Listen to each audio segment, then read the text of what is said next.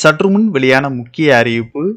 குடும்ப அட்டைதாரர்கள் பயன்பெறும் வகையில் பொங்கல் பண்டிகையை முன்னிட்டு ரேஷன் அட்டைக்கு ரொக்க பணம் மற்றும் பொங்கல் பரிசு தொகுப்பு குறித்து முக்கியமான மகிழ்ச்சியான அறிவிப்புகள் வெளியாகியுள்ளன.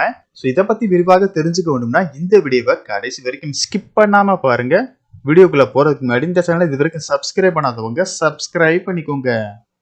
தமிழ்நாட்டில் பொது விநியோக திட்டத்தின் கீழ் குடும்ப அட்டைதாரர்களுக்கு ரேஷன் கடைகள் மூலமாக அரிசி இலவசமாகவும் தூரம்பருப்பு, சீனி, கோதுமை, சமையல் எண்ணெய் உள்ளிட்ட அத்தியாவசிய பொருட்கள் மலிவு விலையில் வழங்கப்பட்டு வருகிறது. இதனால் ஏழை எளிய மற்றும் நடுத்தர மக்கள் மிகவும் பயன்பெற்று வருகின்றனர். மேலும் தமிழக அரசு ரேஷன் அட்டைதாரர்களுக்கு பல சலுகைகளை அளித்து வருகிறது.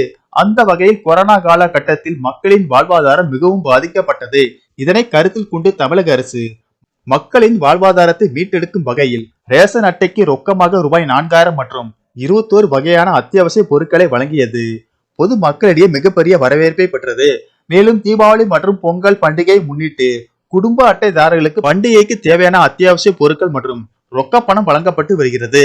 இந்த நிலையில் தமிழர் திருநாளாம் பொங்கல் பண்டிகை முன்னிட்டு பொங்கல் பரிசு தொகுப்பு குறித்து முக்கியமான அறிவிப்புகளை தமிழக அரசு வெளியிட்டுள்ளது. இந்த ஆண்டு 1 கிலோ பச்சரிசி, 1 கிலோ சர்க்கரை மற்றும் 1 முழுக்கரும்பு அடங்கிய பரிசு பொருட்கள் இடம்பெற்றுள்ளதாகவும் தகவல் வெளியாகியுள்ளது.